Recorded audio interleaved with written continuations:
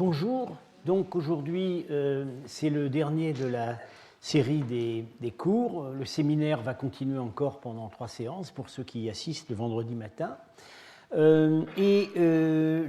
je vais poursuivre et terminer l'examen du phénomène qui marque très fortement l'archéologie de ces régions à partir du 5e siècle, c'est-à-dire la reprise et la multiplication des systèmes fortifiés, dans lesquels on peut distinguer en fait 3 niveaux, qui sont donc les châteaux, les longs murs frontaliers, dont j'ai dit un mot, et les villes. Alors, un petit rappel, donc voilà les châteaux que j'avais montrés la dernière fois, c'est les exemplaires les mieux conservés, les plus sophistiqués se voient aujourd'hui dans la région de l'Oustrouchana, région de Piémont, au nord-est de Samarcande. Voilà Chilhujra avec ses deux étages, hein, la partie de stockage en bas et la pièce d'apparat en haut. Donc ces châteaux avaient évidemment aussi une fonction de réception et de résidence pour des seigneurs locaux. Voilà une photo prise l'été dernier à Chilhujra. Certains reconnaîtront le photographe. Vous voyez, la conservation extraordinaire de ces corridors complètement intacts, avec ce type de voûte parabolique qu'on retrouve absolument partout, du Khorezm jusqu'à l'Hindoukouche, témoignage de l'homogénéité des systèmes de construction. Urtakurgad, qui est Urtakurgad, oui, qui se trouve à côté de Chilhujra, qui a la particularité d'avoir conservé à terre des éléments de son plafond qu'on peut très bien restituer, et qui est exactement du type de ce qui est reproduit en pierre à Bamiyan. Alors, quand on parle des châteaux, quand on parle des villes pour ces périodes, il faut tout de suite signaler qu'il y a un continuum. En fait, il n'y a pas... les châteaux et les villes, d'une certaine façon, c'est la même chose. Les villes, qui, comme je l'ai déjà dit à plusieurs reprises, sont plus petites à cette période qu'à la période antique, d'une certaine façon, peuvent être vues comme des fortins élargis. Les fortins peuvent être vus comme des citadelles urbaines en miniature. Et en tout cas, ce qu'on constate, c'est qu'on a les mêmes schémas modulaires. En fait, on passe des remparts de fortins aux remparts des villes par démultiplication, mais l'écartement des tours est le même. Alors voilà, les types mêmes de les petits fortins carrés à 4 tours dont j'ai parlé, typiques de la période, toujours 18 mètres sur 18 mètres, avec cet écartement des tours qu'on va retrouver pour les tours, dans les tours de Penjikent, des tours rapprochées, dont l'écartement en fait reproduit l'écartement des tours des châteaux. Alors voilà, les tours de Penjikent à deux périodes successives. Et parfois, sur certaines villes, on a des indices qu'il y avait des fortins construits à l'intérieur. Enfin, c'est soupçonné à Samarcande et apparemment prouvé à Khiva, et ce serait certainement le cas. Donc pas seulement les citadelles, mais à l'intérieur même des quartiers d'habitation, il pouvait y avoir des fortins. Alors, à quel type d'attaque et de défense ces architectures correspondent-elles ? Manifestement, elles ne sont pas adaptées à l'époque de leur construction, au 5e siècle, début 6e siècle, elles ne sont pas adaptées aux machines de siège. C'est évident. Voilà le premier rempart de Penjikent. Alors, vous voyez, ça a été considérablement épaissi au fil du temps.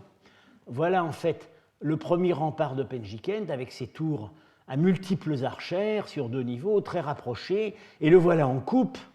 Alors, en fait, le mur intérieur a été arasé lors d'un épaississement, mais voilà le mur extérieur avec l'archère ici. Le mur extérieur du rempart fait 2 mètres à la base. Donc, il était sur ce qu'on appelle une berme, enfin sur un talus, mais malgré tout, il est évident que ce type de rempart à cette époque n'est pas adapté à la guerre de siège, laquelle semble avoir disparu de l'Asie centrale après la fin de la période grecque. Quel type de défense ? Alors, je l'ai dit, il y a des archères absolument partout. Alors évidemment, on a signalé qu'il ne faut pas imaginer un tireur derrière chaque archère. De toute façon, ici, ils n'auraient pas tenu. C'est simplement vous voyez, il y a de multiples angles de tir possibles pour un seul et même tireur. Mais de toute manière, on sait que ces archères avaient un rôle peut-être décoratif, en tout cas en grande partie dissuasif. Bon. Alors, Semyonov, dont j'ai cité l'auteur de la meilleure analyse, la plus profonde de ces systèmes fortifiés à cette époque, que j'ai cité à de multiples reprises, Semyonov, pour cette époque, pense à un système de défense par mobilisation massive et occasionnelle. Voilà. Pas vraiment de garnison permanente, mais un système qui conviendrait à une mobilisation massive et occasionnelle. Mobilisation de qui? Évidemment des citadins, les gens abrités par ces remparts, et aussi des dépendants ruraux. Alors, une défense assurée par des troupes en grande partie non professionnelles. Et donc, la masse, le nombre de défenseurs compterait davantage que leur efficacité individuelle. Il suffit de savoir tirer à l'arc. Voilà. Alors, qui sont les attaquants? Toujours dans l'analyse de Semyonov, il l'imagine finalement assez. Il pense que l'attaque par une invasion massive, une puissance extérieure ou d'une grande invasion nomade, a été au total un phénomène plutôt exceptionnel que récurrent, et que, d'une manière générale, ces forteresses étaient destinées à protéger contre des maraudeurs, des populations montagnardes. Alors on a vu qu'il y en avait beaucoup, justement. Plus on a l'air de monter dans les montagnes, plus ces châteaux ont l'air de se multiplier. Ils apparaissent dans chaque petite vallée. Et on peut penser donc aussi à des conflits entre seigneuries voisines, aux époques où le pouvoir est décentralisé, et donc des attaques par des troupes légères.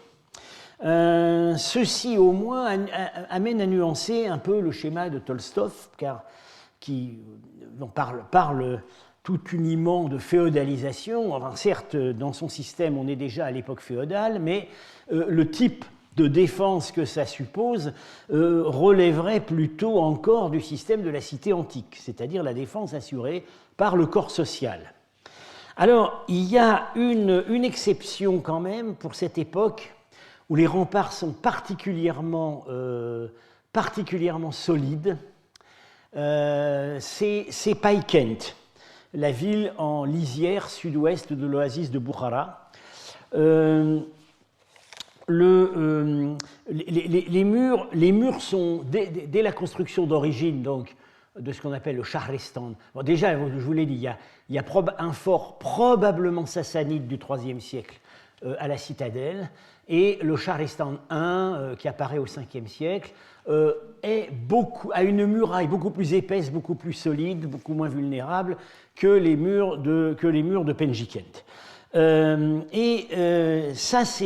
Ça a été relevé dans nos sources, puisque le seul historien en fait qui documente sur Païkent pré-islamique, c'est-à-dire Narshahi dans son histoire de Boukhara, dit que le nom de Païkent était Deizeroyen, la forteresse de bronze. Et ce nom de Deizeroyen est passé dans le Shahnameh comme désignant une ville frontière entre l'Iran et le Touran. Et Semyonov pense, moi aussi je pense, que derrière le Deizeroyen de Firdoussi, il peut bien y avoir, disons, assez souvent, peut bien se trouver Païkent. Mais bon, Païkent, c'est un peu l'exception qui confirme la règle, puisque cette ville-là, beaucoup plus que les autres, était exposée dès l'origine à une menace étrangère et une menace capable de mobiliser des machines de siège et des troupes, des armées professionnelles. C'est évidemment la menace sassanide. On est à la frontière de l'Empire sassanide. On a vu que le premier établissement, enfin il y a un établissement grec, mais le premier établissement d'un hectare bien fortifié sur la citadelle est probablement dans les dernières hypothèses des fouilleurs, une création de Shapur Ier, puis la ville n'est plus tenue par les Sassanides, mais il semblerait qu'il l'ait réoccupée à l'époque de Bahram V, au début du Ve siècle. Et il la réoccupe ensuite brièvement au moment des dernières guerres entre Sassanides et Turcs à la fin du VIe siècle. Alors,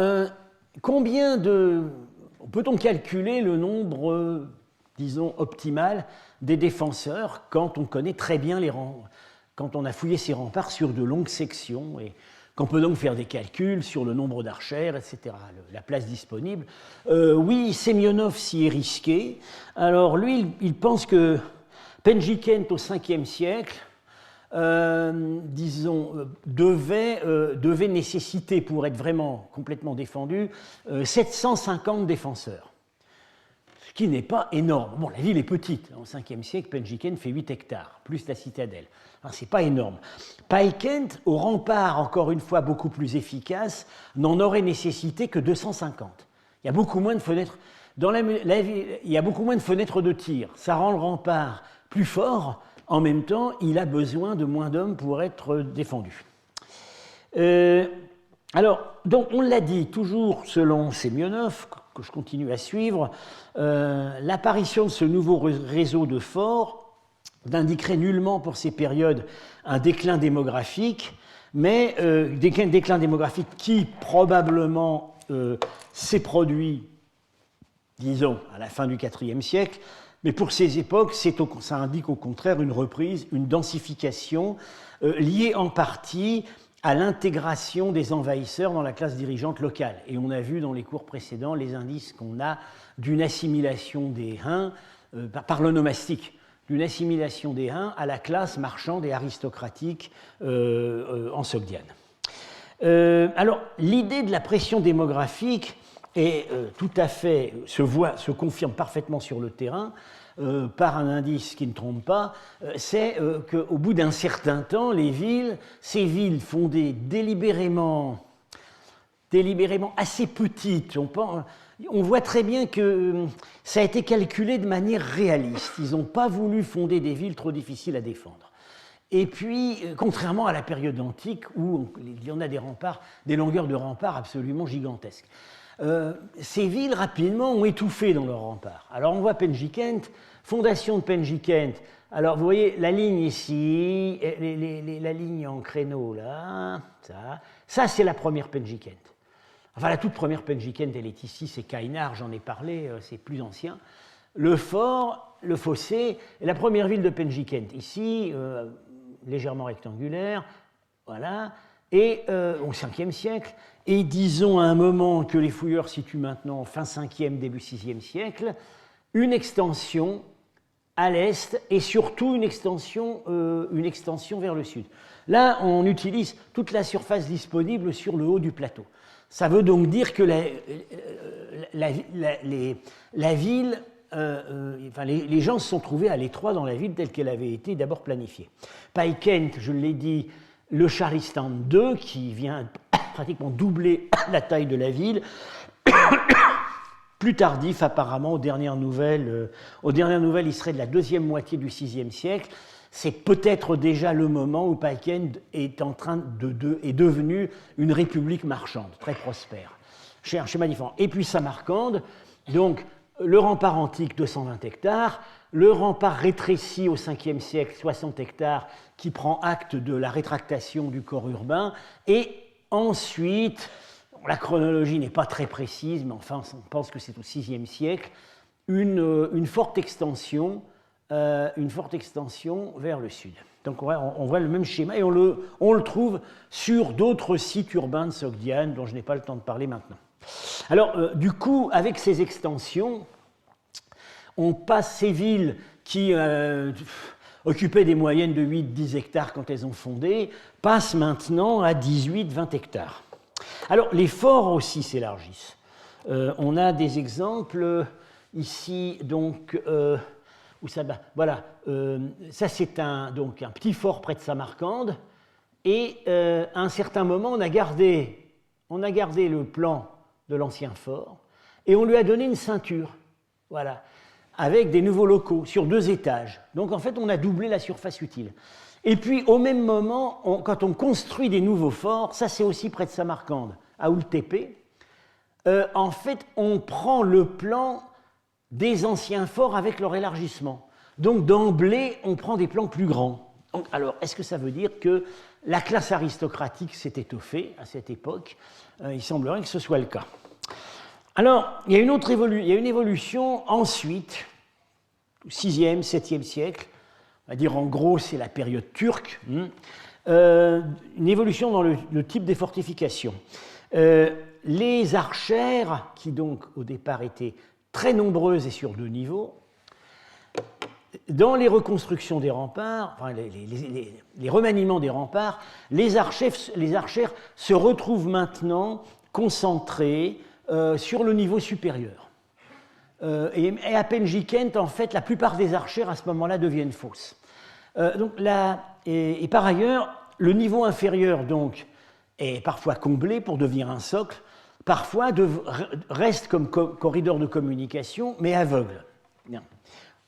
Et on remplace au moins partiellement les tours carrées de la période précédente par des tours rondes, également creuses, mais plus fortes. Et les tours carrées sont englobées dans les épaississements des remparts. Donc, on déduit alors les épaississements des remparts, à Penjikent, on passe de 2 mètres, plus là il devait y avoir aussi peut-être 1,50 m, à 15 mètres, 16 mètres. Bon. Il semblerait qu'à ce moment-là, la défense, qui avant occupait plusieurs niveaux, se concentre sur le parapet supérieur. Et sur le plan vertical, donc la défense monte. Et sur le plan horizontal, elle se concentre aussi. De ces multiples tours, elle tend à migrer vers les très puissantes nouvelles tours d'angle. Voilà. Donc, comment peut-on commenter ces changements? L'épaississement énorme des murs à la fin, on est vraiment tenté de le mettre en rapport avec la seule menace militaire maîtrisant les techniques de siège qui apparaît maintenant, c'est la menace arabe. Alors on l'a dit, il y a la menace sassanide pour Paikent, mais ça c'est un cas un peu exceptionnel, et puis la menace arabe à partir de la fin du 7e siècle. Il faut savoir que le tout premier raid arabe, les Arabes ont pris Merv, où meurt le dernier roi sassanide, en 651. En 654, il y a déjà une armée arabe qui vient faire un raid près de Samarcande. Alors, apparemment, ils n'attaquent pas Samarcande, qui est un trop gros morceau à enlever. Ils attendront 20 ans pour capturer brièvement Samarcande. Mais ils ravagent une région qui est juste, Maïmourg, qui est justement, enfin, c'est ce que nous disent les Chinois, il y a aussi des allusions très brèves dans des textes arabes, c'est la région de Penjikent. Et donc, on va moins s'étonner qu'à la fin, les habitants de Penjikent se soient dotés d'un mur de 15 mètres d'épaisseur. Parce que les Arabes, des machines de siège, ils en avaient. Et des sapes, ils en creusaient. On le sait très bien, on le sait par leur propre récit. Et puis on a la lettre d'appel au secours du roi de Samarcande, quand sa ville a été prise en 712 à l'empereur de Chine, où il explique que les Arabes ont placé 300 catapultes, qu'ils ont creusé des sapes sous ces murs, etc. Donc là, on voit la guerre de siège est réapparue en Asie centrale et ne va plus jamais en disparaître. Bon. Donc ces renforcements extrêmement coûteux témoignent évidemment des moyens économiques des villes sogdiennes. De même que l'agrandissement des châteaux, peut-on supposer, dans certains cas au moins, pourrait témoigner d'un enrichissement de la classe aristocratique que je suis tenté de mettre en rapport, je l'ai dit la dernière fois, moins avec le grand commerce qu'avec les profits générés par les campagnes aux côtés des Hephthalites et la mise à la rançon de l'Iran sassanide. Par ailleurs, comme on l'a dit précédemment, l'évolution vers la défense en hauteur qui caractérise cette époque du VIe siècle se manifeste aussi dans les fortins et les donjons, puisque de plus en plus, ces fortins se perchent de plus en plus haut. Et c'est le phénomène que donc les sources contemporaines et les archéologues soviétiques appellent les kouchks, le même mot que notre français kiosque, c'est un mot pélévi, château, mais archéologiquement, un kouchk, c'est pas n'importe quel château, c'est un château sur un haut soubassement. Alors, chez nous, on dirait une motte féodale. Bien. C'est pas tout à fait la même chose parce qu'en fait, les soubassements des kouchks, ce sont souvent les ruines de châteaux antérieurs ou de villages qu'on a tout simplement comblés de terre pour faire une plateforme. Et on a construit le nouveau château dessus. Donc la défense part vers la hauteur. Les murs frontaliers, j'en ai parlé déjà, donc c'est un autre volant de cette généralisation des fortifications, qui sont maintenant conçus non pas à l'échelle de l'oasis, mais à l'échelle vraiment du pays entier, puisque d'une certaine manière, au XVIIe siècle, on peut dire qu'on a un mur continu qui va de Bukhara au Fergana. Bon, ces murs, d'après les derniers travaux de Søren Stark, à Bukhara apparaissent au Ve siècle et ils ne cessent d'être renforcés jusqu'à la fin. Alors, sur cette deuxième phase, donc manifestée par des changements assez spectaculaires à la fois dans la technique de fortification et dans la stratégie défensive qu'elle suppose derrière, et offensive, semble bien indiquer une professionnalisation des garnisons. C'est-à-dire qu'avec ce nouveau système de défense, on a l'impression qu'on a des troupes qui comptent davantage sur la rapidité des manœuvres que sur leur seule masse, contrairement à ce qui était le cas avant. Il faut pouvoir rapidement se déplacer d'une grosse tour à l'autre. C'est plus comme avant, où on flanque un archer pas forcément très bien formé dans chaque casemate. Là, c'est différent. On voit vraiment, ça devient une guerre de manœuvre. Bien. Alors, qui sont ces professionnels? Alors, c'est pareil, alors, les textes ne nous disent pas grand-chose, ils nous disent quand même un certain nombre de choses, mais on a par exemple, on sait que par le témoignage du marchand sogdien Maniar, interrogé à Byzance en 569, l'empereur lui fait demander où vivent les Hephthalites, et il répond: les Hephthalites vivent dans les villes. Donc en Sogdiane, les Hephthalites sont perçus, non pas comme un peuple nomade, comme les Chinois les voient encore, mais comme une classe militaire urbaine. Et il y a une hypothèse très séduisante faite par les fouilleurs de Penjikent, c'est que à Penjikent, à ce moment-là, l'ancien rempart datant de la fondation de la ville, qui est ici, vous voyez, typique des remparts du Ve siècle, avec ces tours, l'espacement entre les tours n'est guère supérieur à la largeur des tours elles-mêmes, vous voyez, et des murs très fins. Ensuite, il y a devant construit un avant-mur, puis finalement, ce mur-là va disparaître et la défense va se reporter sur un mur plus en avant. Mais à l'époque où il y a encore les deux murs, mais ces deux murs ne servent plus parce que voilà, ces deux murs étaient là et maintenant la défense elle est là.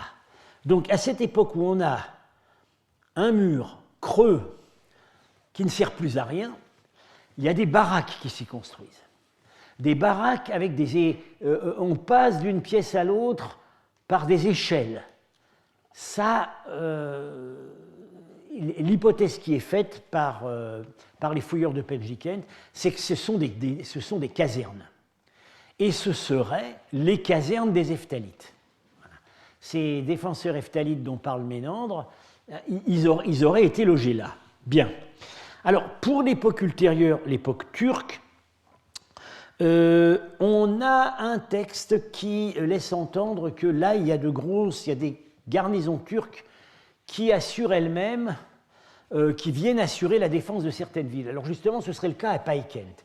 Je vous avais cité le texte de Narshahi sur la tyrannie d'Abrouille, cet épisode politique qui entraîne l'émigration d'une partie de la classe dirigeante qui vont se mettre à fonder des villes en Chine.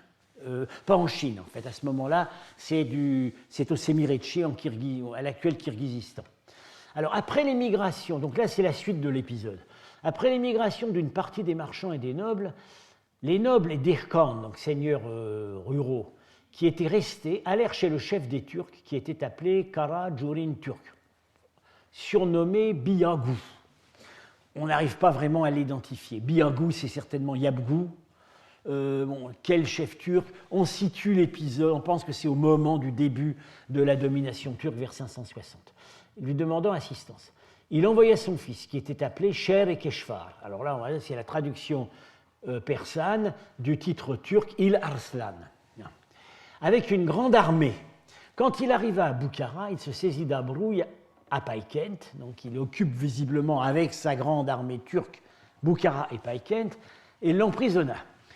Il ordonna qu'on prépare un grand sac rempli d'abeilles rouges et on y enferma Abrouille jusqu'à ce que mort s'en suive.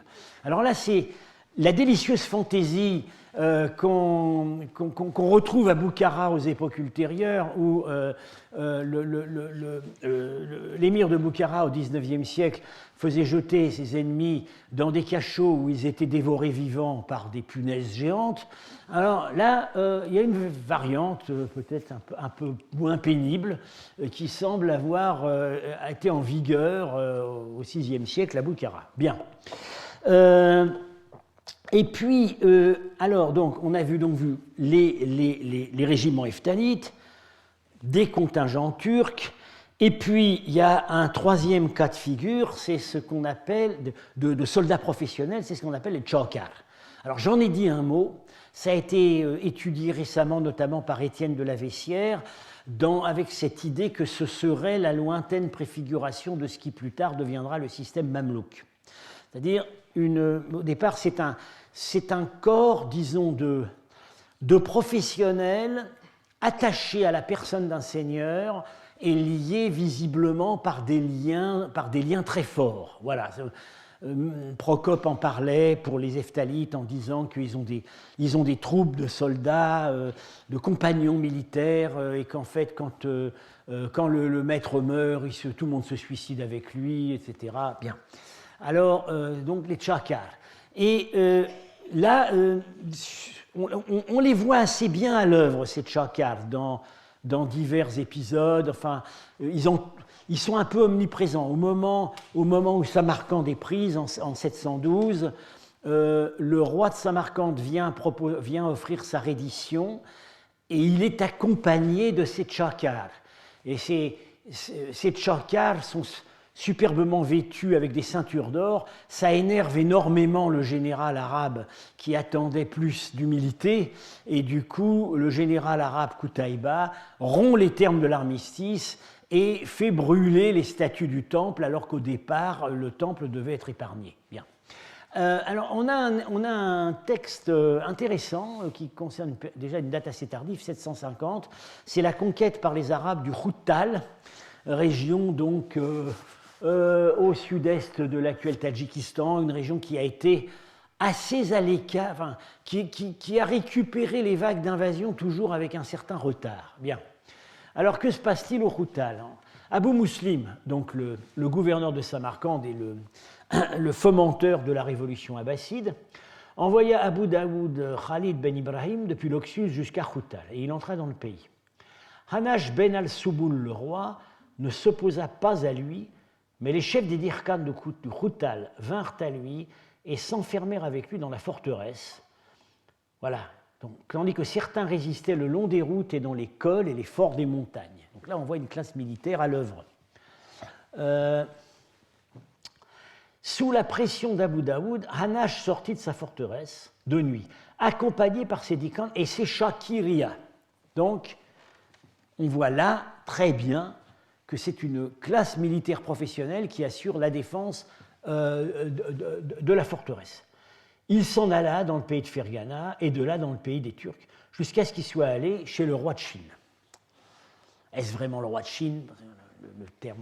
La dénomination Chine peut être un peu vague, c'est pas forcément à la cour de Chine, ça pourrait être quelque part au Xinjiang. Bien, j'insiste pas là-dessus.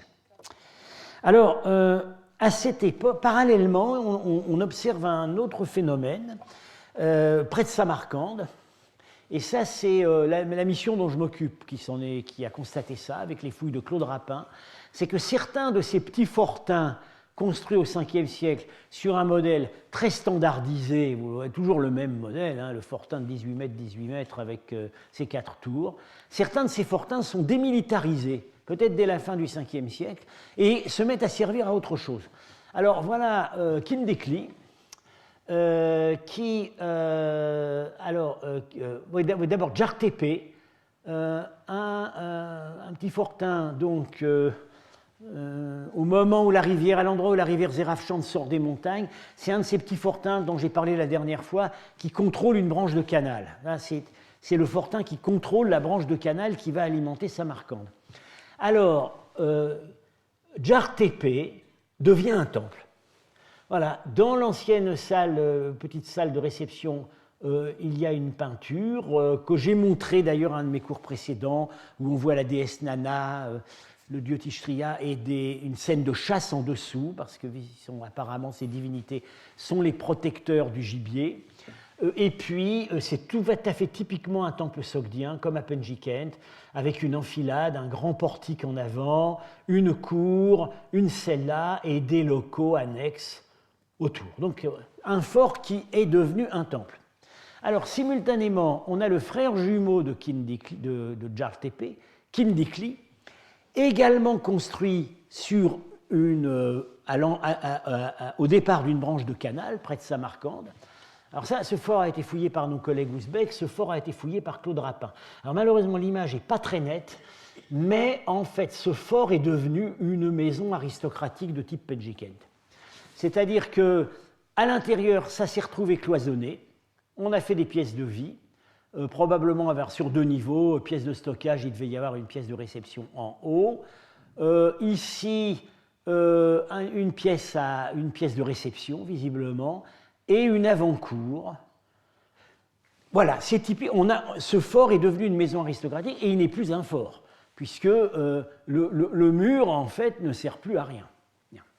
Oui, Djartepe, je disais que c'était devenu un temple, et là, on a vraiment des indices de ce que c'est devenu vraiment un temple zoroastrien, parce qu'on a des objets de culte qui rappellent ce qu'on a aujourd'hui dans le rituel zoroastrien. C'est un des seuls endroits où on a retrouvé du mobilier de culte, la massue, non pas à tête de bœuf comme on a dans le rituel zoroastrien actuel, mais à tête d'homme, et une garniture de brûle-parfum. Alors vous ne pouvez pas voir, c'est trop petit, mais ce sont les symboles des divers éléments naturels auxquels est offert le sacrifice.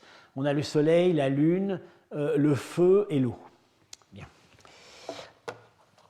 Donc, alors, cette démilitarisation autour de Samarcande, comment l'interpréter? Alors peut-être, là, il y aurait un phénomène de centralisation de la défense au profit de la ville. Et à cette époque, donc, on démilitarise les défenses de la périphérie. Ça irait assez bien avec ce phénomène qu'on a observé par ailleurs donc à Penjikent de professionnalisation des garnisons, etc. Mais centralisation de la défense, mais qui commande?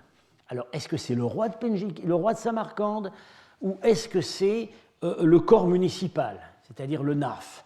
Là, on n'a pas la réponse. À la même période, au Khwarezm, là, on n'observe pas de phénomènes semblables, c'est vraiment cette féodalisation, cet éclatement du corps social en château qui semble continuer, comme je l'ai dit dans les cours précédents. Donc, pour conclure sur cette évolution des châteaux, Semyonov en fait distingue 2 dynamiques qui n'auraient pas coïncidé dans le temps.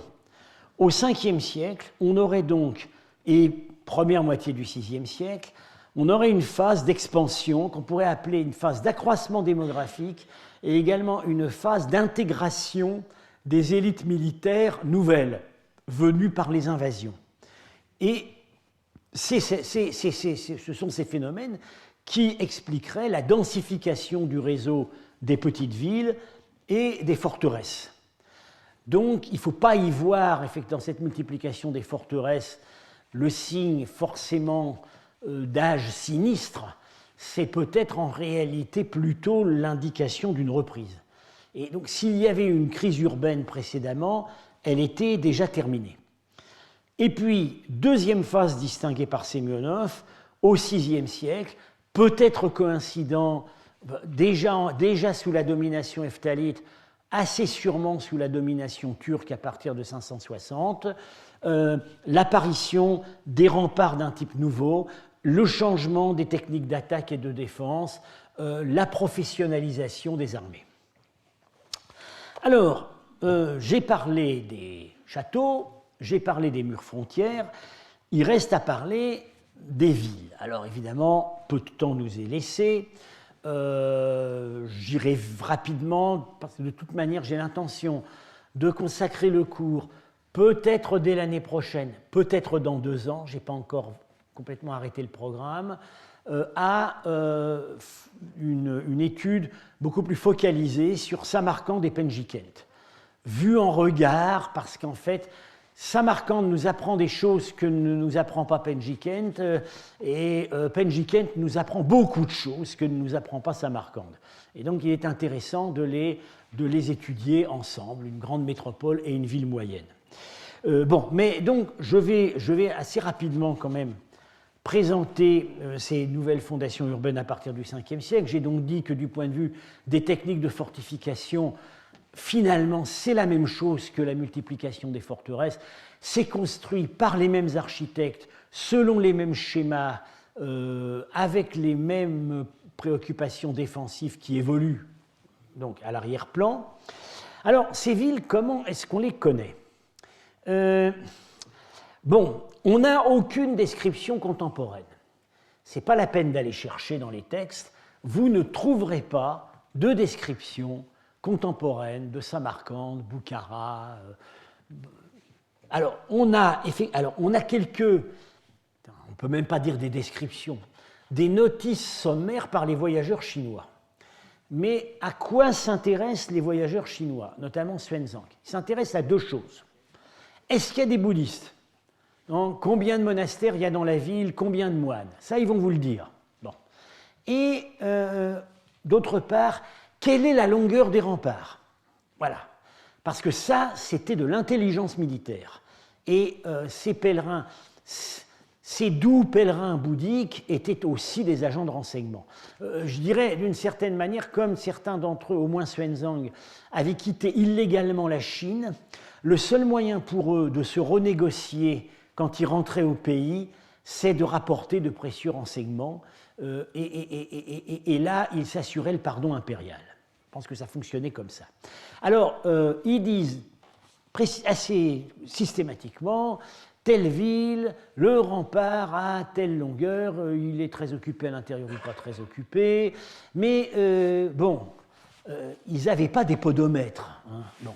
Donc, leur calcul des longueurs de rempart, c'était des estimations, et en fait, ce qui compte pour eux, c'est de faire entrer dans certaines catégories. On a bien constaté ça. Donc, on a le rempart à 10 lits, le rempart à 20 lits, le rapport... Donc, ils savaient, en gros, parce qu'ils avaient le coup d'œil, à quelle taille de ville ils avaient affaire, et moyennant ça, ils attribuaient un chiffre arbitraire de longueur de rempart. Voilà, ils n'étaient pas du tout fondés sur des mesures ou des renseignements précis collectés sur place. C'est ça qui les intéressait. Quant aux Arabes, qu'est-ce qui les a intéressés ? Ce qui les a intéressés, c'est les remparts. Rien d'autre. Les récits, par exemple, sur la prise de Samarcande sont extrêmement frustrants parce que on nous parle de la reddition a lieu au temple, mais ce temple, il n'est pas décrit, on ne nous dit pas non plus où il est, alors on l'a beaucoup cherché, tous les archéologues successifs l'ont cherché sans être sûrs de l'avoir trouvé. Sur les remparts, oui, là on a des indications un peu plus précises, parfois des indications sur la ceinture funéraire de la ville, mais c'est pareil, c'est pour des raisons militaires, c'est parce que les mausolées zoroastriens servaient de cachette à des guerriers qu'on pourchassait. Donc là, effectivement, on nous en parle, on nous dit il s'est caché dans un naus, bon, mausolée zoroastrien, mais on n'a rien d'autre. Alors, on a un texte qui donne l'écho, qui donne un écho lointain de la splendeur du temple de Nana à Samarcande. C'est dans un endroit complètement inattendu, c'est la version syriaque du roman d'Alexandre, 7e siècle. Alors, Alexandre dit « Je commandais qu'on bâtisse là une ville et qu'on l'appelle Samarcande. J'ordonnais qu'on bâtisse dedans un temple à la déesse Rhea qu'ils appellent Nana. Et quand ils l'eurent bâti, j'ordonnais qu'on le peigne avec de l'or et avec les couleurs les plus précieuses et qu'on y appose une inscription grecque. Et je commandais que tous les Sogdiens viennent à cet endroit et fassent une fête à Rhea en lui offrant des sacrifices. » Texte très intéressant qui évidemment n'a rien à voir avec les sources anciennes sur Alexandre. C'est visiblement des renseignements qui ont été recueillis en Iran sassanide, probablement, enfin on pense, par l'intermédiaire des chrétiens de Samarcande. Et là, on nous décrit ce temple, on nous dit qu'il est décoré avec de l'or et des couleurs précieuses, c'est ce qu'on a trouvé avec les temples de Penjikent, qu'il y a une fête confédérale, et c'est effectivement ce qu'on pense pour le culte de Nana, puis j'ai parlé à plusieurs reprises du culte à lamentation dont elle est l'objet, etc. Donc là, voilà, ça c'est un vrai écho des villes sogdiennes, mais on peut dire que c'est vraiment pratiquement le seul. Alors, à défaut de description contemporaine, je vous propose une promenade virtuelle dans Penjikent, très courte. C'est un petit film qui a été réalisé par une équipe japonaise avec la collaboration donc, des archéologues de Penjikent. Alors, bon, c'est un petit extrait. Alors, c'est une histoire un peu compliquée. L'équipe actuelle de Penjikent ne sait pas où est le film. Ils ont perdu le contact avec l'équipe japonaise qui a fait le 3D. Marchak est mort, tout ça. Bon, par ailleurs, donc, tout ce que j'ai là, c'est un petit extrait repiqué sur la BBC. Par ailleurs, on voit que l'équipe n'a pas travaillé en collaboration très étroite avec Marchak parce qu'il y a des erreurs. Alors j'en signale deux. Il est dit à un moment que les étudiants japonais sont en train de restaurer les peintures. Ils ne les restaurent pas, ils les copient. Ils font des copies un peu évocatrices, quoi. Bon. Et puis par ailleurs, vous allez voir des chameaux, des silhouettes de chameaux sur le bazar. C'est une erreur. Les fouilles de Penjikent ont démontré que les bêtes de somme ne rentraient pas dans la ville, restaient en dehors. Mais bon, sinon, c'est une évocation. Alors, là, excusez-moi. Il faut que j'appuie. Maintenant, toujours sur Penjikent, des tentatives de restitution, statiques. Hein.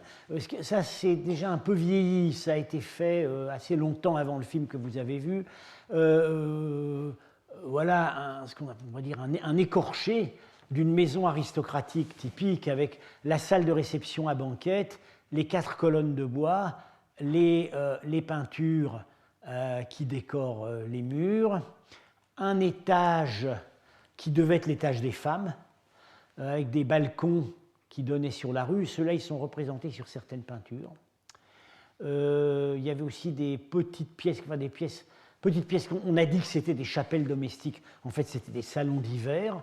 Et puis, tout à côté, donc, un habitat artisanal plus simple, mais malgré tout, avec des 2-3 cellules, mais malgré tout, beaucoup de maisons d'artisans avaient quand même des peintures.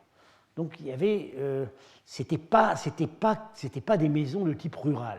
Et comme les gens de Penjikent étaient des gens très pragmatiques, c'est-à-dire que les espaces sur la rue étaient loués à des échoppes.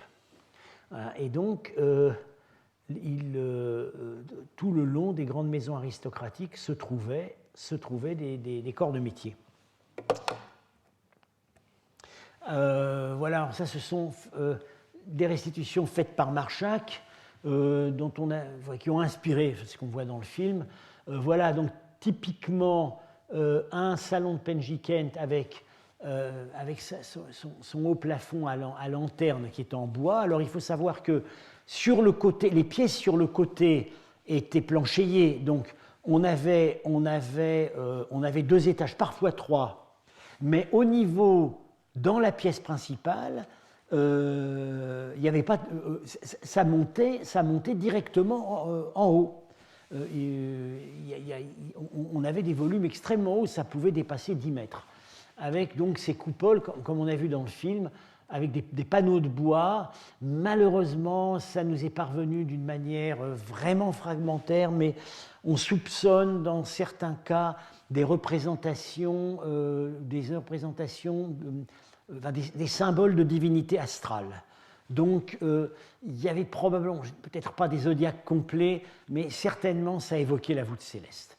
Voilà. Et donc, on faisait un feu au milieu, et le lanterneau ici pouvait éventuellement se fermer ou s'ouvrir pour le tirage. Alors voilà la reconstitution d'un autre salon.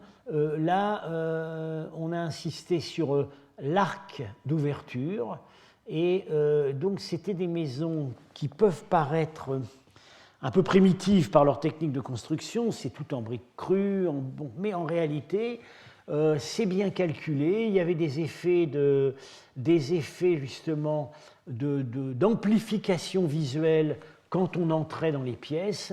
Ici, vous avez la déesse Nana sur son lion au fond.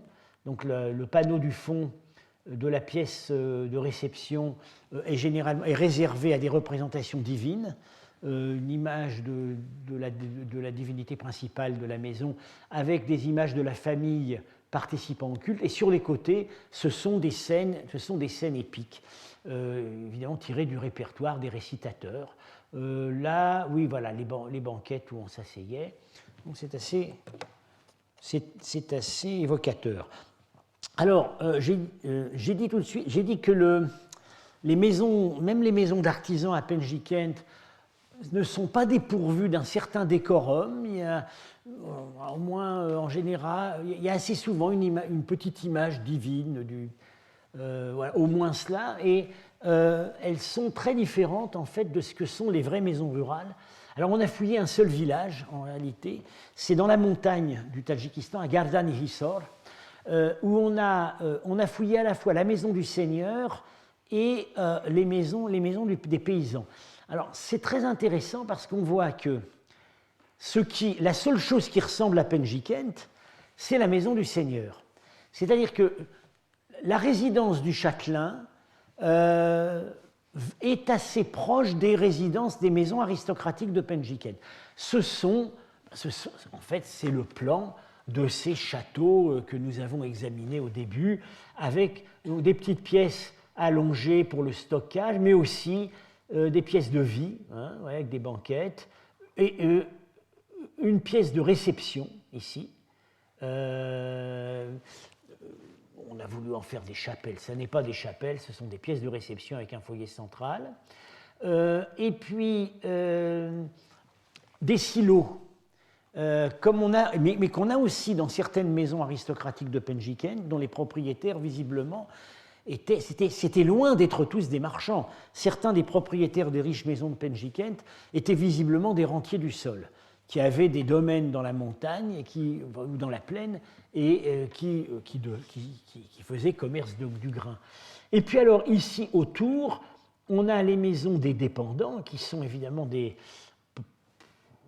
certains sont peut-être de la chakiria, des dépendants militaires, mais la plupart doivent être des paysans.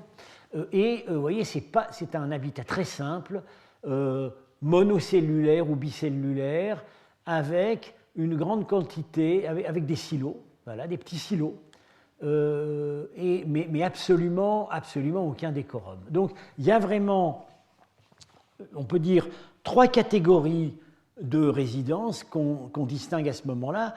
Il y a la résidence du châtelain dans les villages qui est d'un type assez proche de la maison aristocratique urbaine.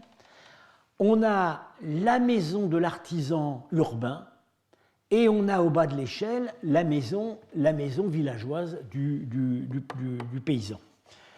C'est qu'après la période, à partir de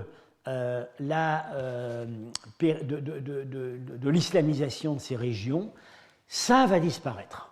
C'est-à-dire le type de la maison aristocratique sogdienne pré-islamique va disparaître, sera remplacé par toute autre chose. Ce qui va rester, c'est ce type de maison rurale dans les villages qui se poursuit jusqu'à nos jours. Mais on n'a plus du tout l'équivalent de ce qu'étaient ces maisons qui pouvaient être donc, des châteaux miniatures, même quand ils étaient dans un cadre urbain comme à Penjikent. Alors, quelques mots pour finir, parce que je serai amené à revenir sur Penjikent de toute manière, sur les circonstances de la fondation, ce qu'on peut en deviner, parce qu'on n'a encore une fois aucun texte qui nous éclaire. Bon, un premier fort d'1 hectare près de la source, ici, même époque, même taille que la forteresse de Paikent. Et puis après, à ce moment-là, il n'y a pas de ville.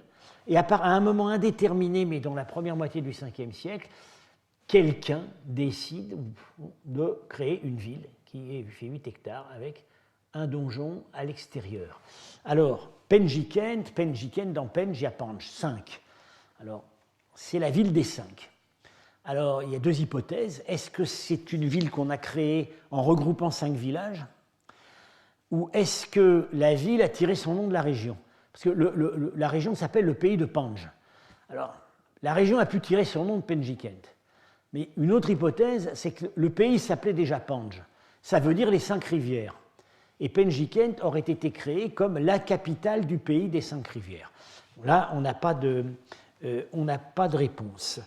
Alors, quelques indices intéressants, remontant probablement à la fondation de la ville. On a des objets qui ont été retrouvés pas n'importe où, enfouis dans une chapelle d'un des temples. Donc ils devaient avoir une valeur assez sacrée. C'est des objets qui ne viennent pas de la région. C'est des objets qui viennent de Bactriane. On a là une statuette en plâtre d'une divinité, peut-être Ardoksho, enfin la grande divinité de la Bactriane Kushan.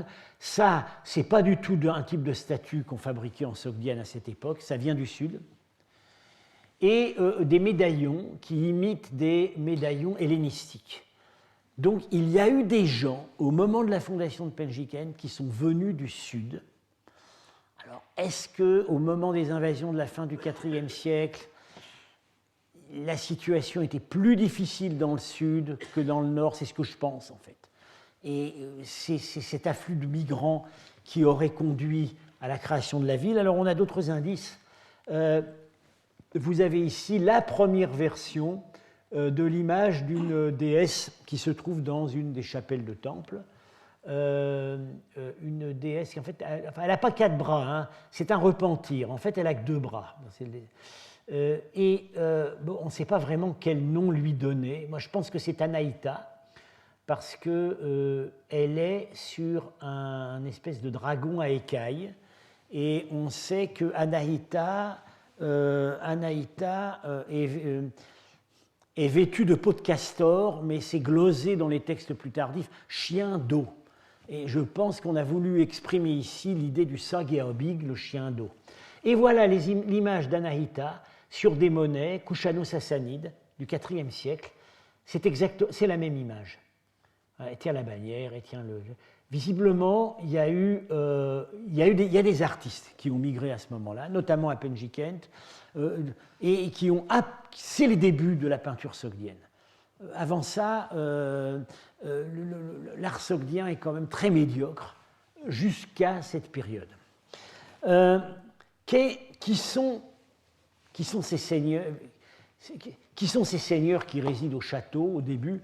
Jusqu'au milieu du 7e siècle, on ne le sait pas, on n'a pas de monnaie, on n'a pas leur nom. À partir du moment où on a des monnaies, au milieu du 6e siècle, du 7e siècle, certains noms de ces seigneurs locaux sont des noms turcs. Alors au 6e siècle, ce qu'on a, on n'a pas de monnaie, mais on a l'image d'un de ces, visiblement c'est le seigneur du lieu, dans le palais qui occupe l'ancien fort donc de Kainar, la première fondation. Il est à la chasse, c'est une œuvre vraiment assez splendide. ou avec des influences sassanides assez nettes. Et ici, le mouflon qui a reçu une flèche qui lui sort par la bouche et il essaie de l'enlever avec sa patte. Enfin, ce sont des choses qu'on va retrouver sur des plats sassanides. Et ce seigneur a une particularité étrange. Il a des nattes de longues tresses. Or ça, c'est le costume turc. À Samarcande, sur la grande peinture des ambassadeurs, plus tardive, 660, c'est la caractéristique des gardes turcs. Et toute l'iconographie, très souvent l'iconographie des souverains turcs, comportera des nattes. Donc, on peut se... Et voilà, et alors curieusement, à l'époque précédente, ce que j'avais montré pour plutôt l'époque pré-turque, début 5e siècle, au temple de Djartepe, on a aussi une scène de chasse. Bon, très confus sur le dessin qui nous est parvenu, mais enfin, on arrive quand même à voir les visages des seigneurs. Ils n'ont pas de nattes. Ils n'ont pas de nattes. Ce sont des seigneurs locaux ou peut-être Kidari. Alors, visiblement, enfin, il se peut bien que au VIe siècle, on sait qu'à Samarcande règne un représentant ou un parent du Khagan turc. Il pourrait y avoir un seigneur turc à Penjikent. C'est assez vraisemblablement ce qui s'est passé. Voilà. Je vais conclure maintenant, mais sur Penjikent, on sera amené à y revenir et à y revenir en beaucoup plus grand détail. Alors, encore une fois, je ne peux pas vous dire si ce sera l'an prochain ou dans 2 ans, parce qu'il est possible que l'an prochain, je fasse mon cours sur les Centra-Asiatiques en Chine. Mais bon, ça va dépendre en partie des résultats d'une mission que je vais faire en Chine le mois prochain et de ce que je récolterai là-bas comme information nouvelle. Donc, je vous remercie de votre patience et de votre assiduité. Le programme du cours de l'an prochain, vous le connaîtrez à temps. Il sera mis sur le site du collège, je crois, à partir du mois prochain. Merci et à l'année prochaine. Ou à demain pour ceux qui vont au séminaire.